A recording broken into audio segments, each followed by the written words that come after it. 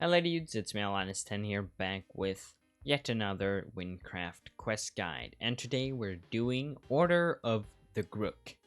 It's a level minimum of 59, it's a long quest.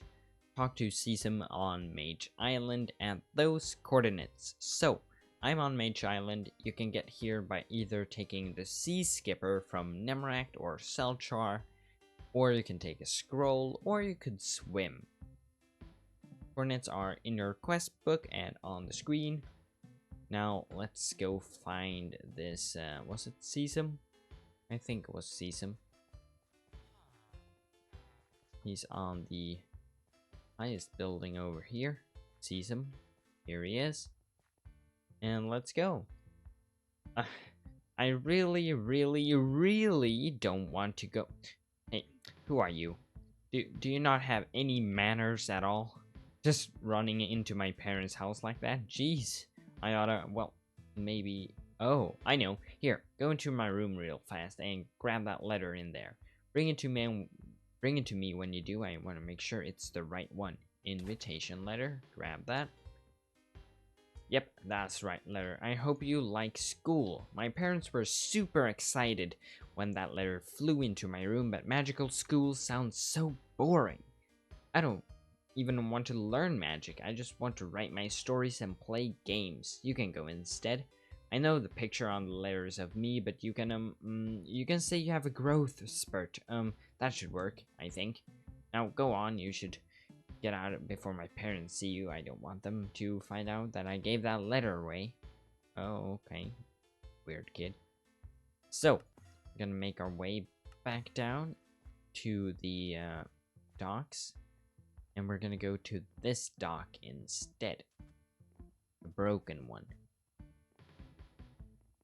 It's not really broken, it's magical. Boat captain. Hey, what are you doing all the way over here? The dock's broken. Oh, a student, you say? Aren't you a little old to be learning fundamental magical knowledge? Well, if I could see your invitation letter, then... Wow. You really look quite different than the picture. Did you get a new haircut? Well, no judging from me. Keep walking to the end of the dock. Have faith. Yeah, it's not really broken. Here's the magical school boat.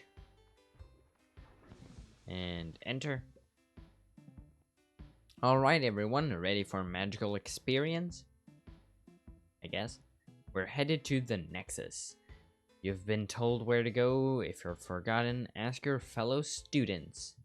If you ever need to come back here, just walk onto the dock again. Good luck now.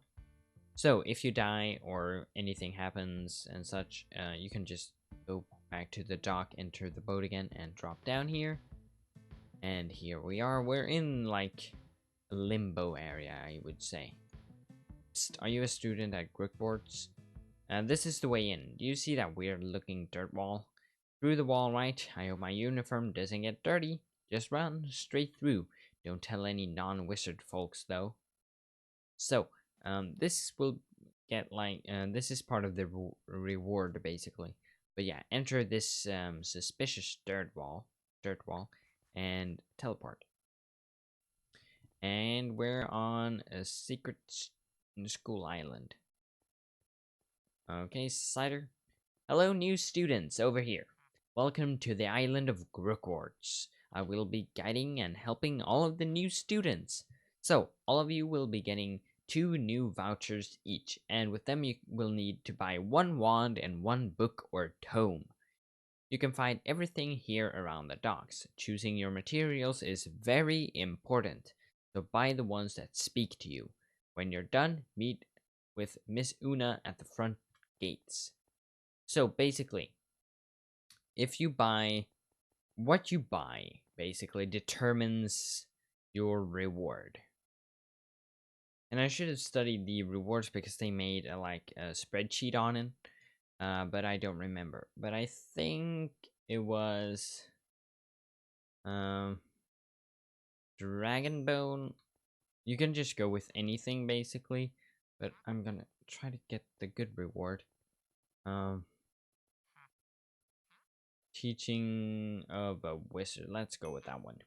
I have no clue, but it doesn't really matter except you want to get a specific item. Some get more emeralds, some get less emeralds, and some get items, basically. And you seem stuck there, buddy. Una. Alrighty, fledgling Grooks. Seems like all of you have your materials in order. You're now free to enter Grook boards and begin your lessons. The door is just behind me. Walk on in. Okay. Enter. Hush. Speech will be soon.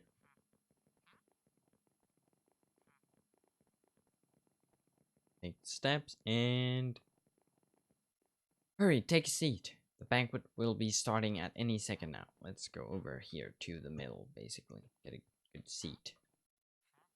Magical children of Wynn and Gabble alike, we welcome you here to our fair academy. Oh lordy, the headmaster. I didn't even see him come in. I don't see him.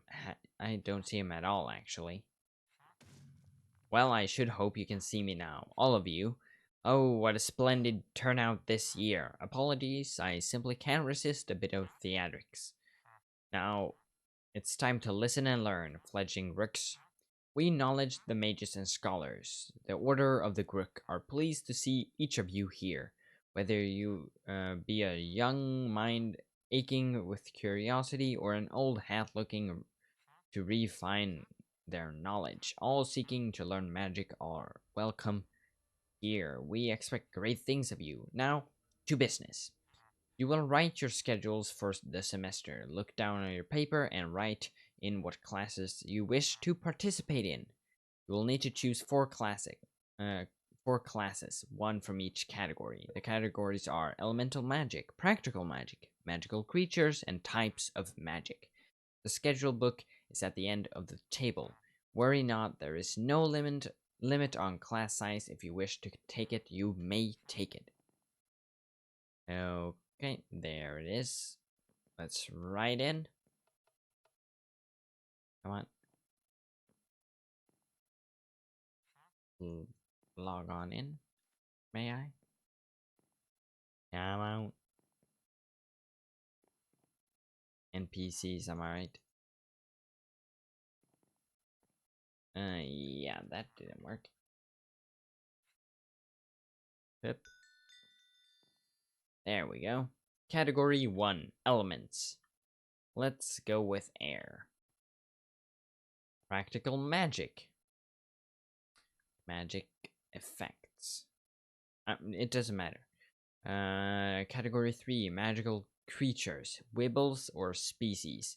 If you're colorblind, don't choose wibbles because it's a color puzzle, basically. Species, I can go with species. Corruption or nature magic. Let's go with corruption.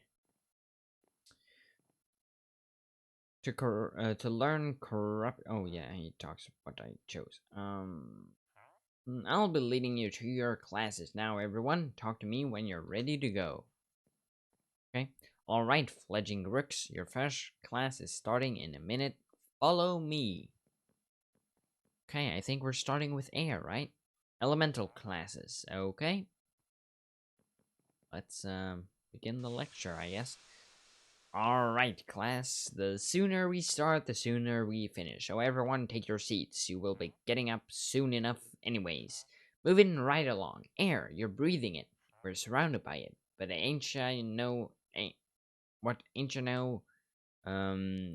what is all about yet. So pay attention. Air is the element of freedom, speed, wind, and agility. If you're trained well in agility, attacks seem like they just phase through ya. But over and above that, because air's ever-presence, it's one of the most versatile kind of magic in existence. People use it in all sorts of ways. Over in Gavel, the band Tissue Air Monks have managed to extend their sight by the wind.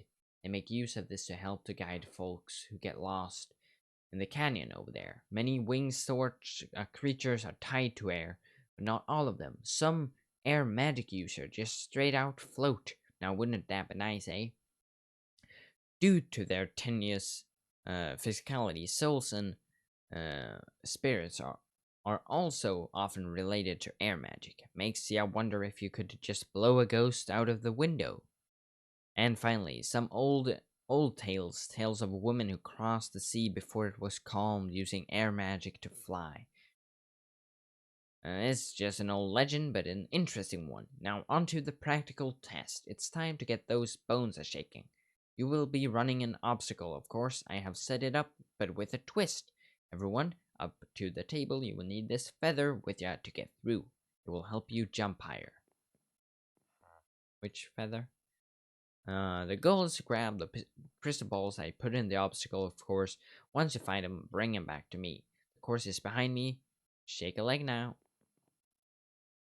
Okay, so basically, let me just empty this. Enter. When you click it, you fly. So, parkour. Click it, jump, click it, fly, and click it again, grab it, kill the ball, and grab the ball. We're here again. Jump and click it. You gotta jump first and click it afterwards, you know, because you only fly up, you don't fly forward. You're gonna jump and click, basically. And click. And click. And click. And kill. Yep. See if we can do this. Click. Yep, did it. Click. Oh, click. And do that without the click. And click. And boom, we're done. Gonna take the same way back. If we can click and boom and click. There we go. Leave and give them to him. Let's see here. 1, 2, 3. Yes, indeedy. You got through that pretty quick. Now, if you just hand me back the feather you got there, and then you'll be all done. Congrats, little Fledge. Finished the class. Now get along to your next one. Okay? 1 out of 4. Moving swiftly on, the next class is just across the way. Follow me. Okay. Boom. Let's see what this one was. Pensa. Okay, class, everyone take your seats and listen up. This class is going to be interesting. As you know, this class is all about magical effects, especially those tied to the various materials and how they affect you. This is going to be a hands-on learning experience, so those of you with weak constitutions may request to skip demonstration if you're concerned for your health. If you read my books, you know about quartz and how dangerous it is if it can be overcharged. We have a sample over here, so you can feel the signs of it. It may be explosive, but it will give, it will be in a controlled manner. The worst will happen is your face will get a bit dusty, or your glasses will fall off. Magical crystals, as we have to my left here, can be charged with all kinds of different effects. This is incredibly valuable aspects for artificers. Depending on the formation, they can have natural effects as well. These crystals were found in Gavel's floating islands, and well, let's say it's a bit difficult to keep it in its case. Our last sample is of cosmic material, and if you're sickened easily, then don't examine it. The effects are mostly unknown, but one thing's certain, it's dangerous to be exposed to for long periods. Now, each of you go back behind me and examine and interact with each of the 3 samples provided. Once you've done so, then you can leave. Hands-on training is the best way you can learn after all. Okay, quartz. Flick 'em. Get a bit dizzy. Ooh, that's quartz for ya. Meteor sample has been... Oh, that was meteor sample. That's why I got dizzy. Quartz, battery. Whoa, almost lost my helmet there. And void crystal. Whoop. Well done. How did that feel? Where are you, Teach? Personally, the void sample is the most interesting one to me. You may now leave the classroom. Sure thing, dude. There's a bit of a walk to your next class. Follow me. Yep, okay. bit of a walk, eh? Come on. Yeah, I can run faster than you, but you're a ghost, so that's probably why. You should be floating, though, because you're a ghost, right? Or is that just me? Oh, I don't know. Okay. He's not coming. So we're gonna go to the very top. These staircases were supposed to move, but that was too much work together to put together. Apparently, they're a pain to navigate, aren't they? Ah, just follow the stairs.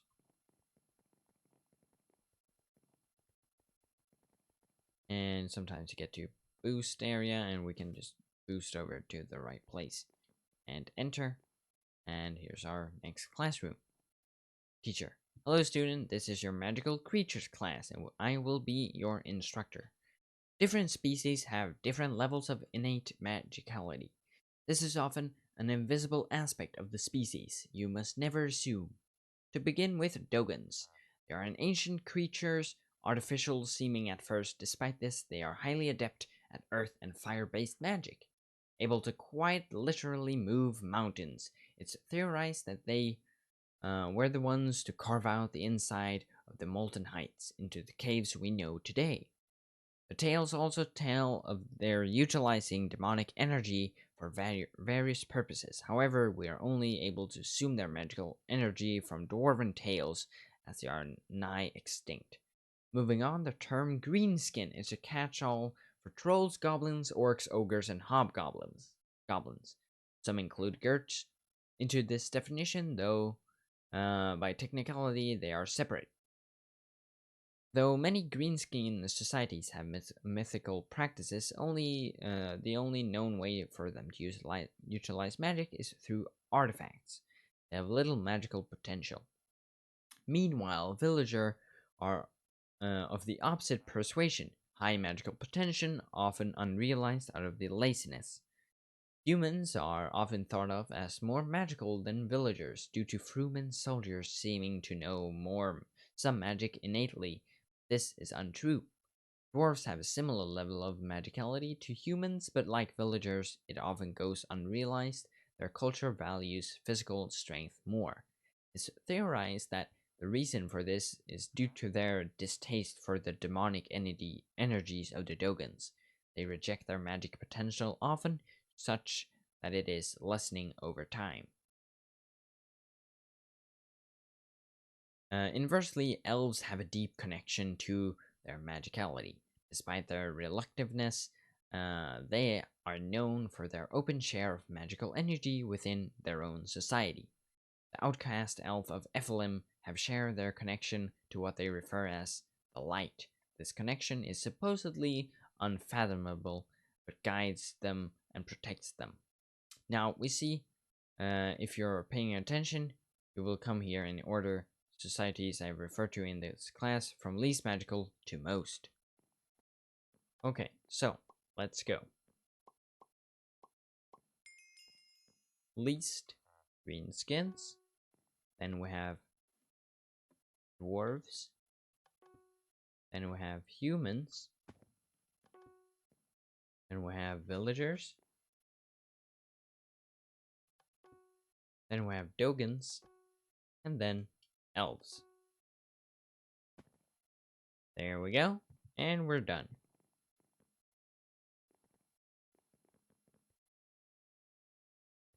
Oh, quest book update. A quest book update would be nice. Oh, crash. Dang it. Lag or crash? Lag. Massive lag.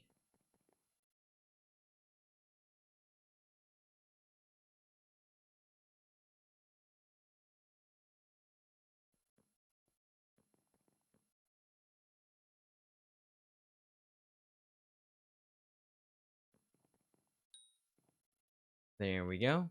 Next class is rather close. Oh, it's super laggy right now, but it's at the very bottom. Oh, wait, no, it's over here. Right? Yeah, there we go. Sorry. I was hoping for a smaller class size.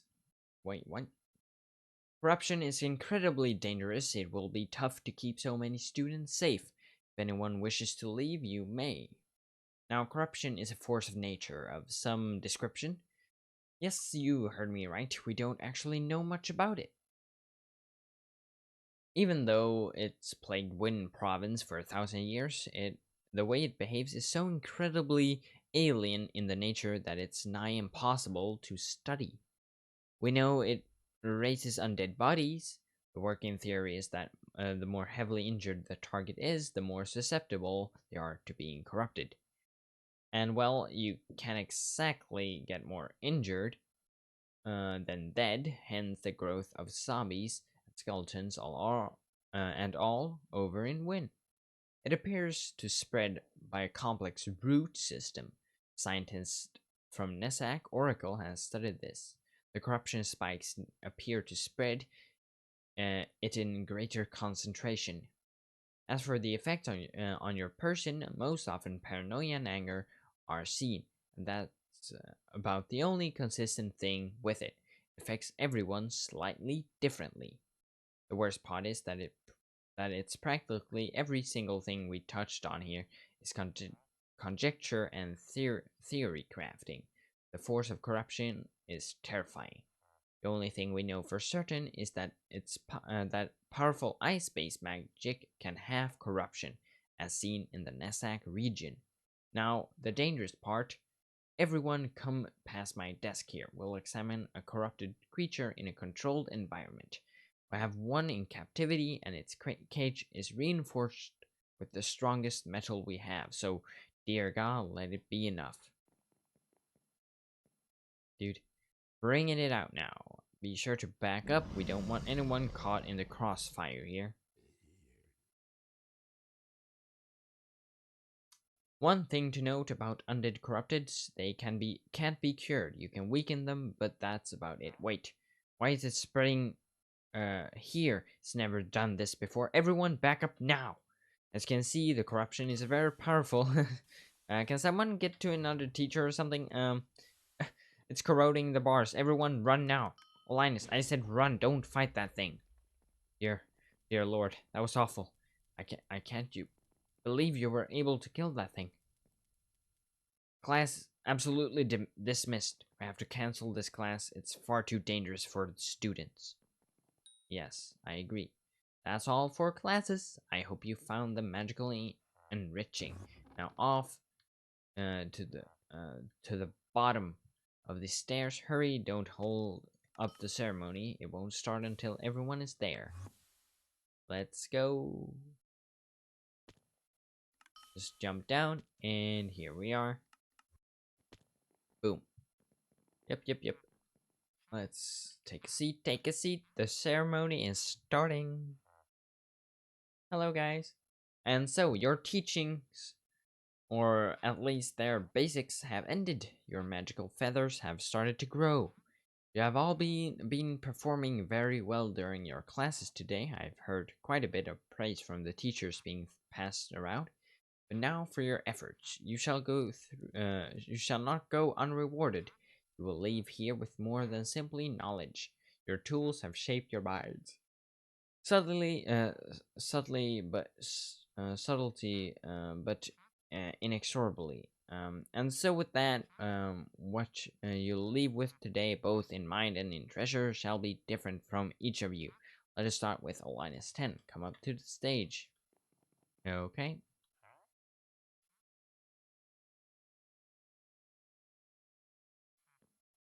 Yeah, okay. There's a reason I've called you up first, you know? Recall what I said about old hats earlier? Don't think we didn't notice the armor, or the weapon, or the grim countenance. But no need to worry. Those who truly have the drive to become learned in the ways of magic, no matter who they are, will always find their way here and be accepted. A shame about Sesam, but no, not to worry. Now hand over your materials and you'll receive your reward. And there you have it, your feathers are grown and you can spread your magical wings. Good luck on your adventures, Win Soldier. Quest completed. 200. Let's see.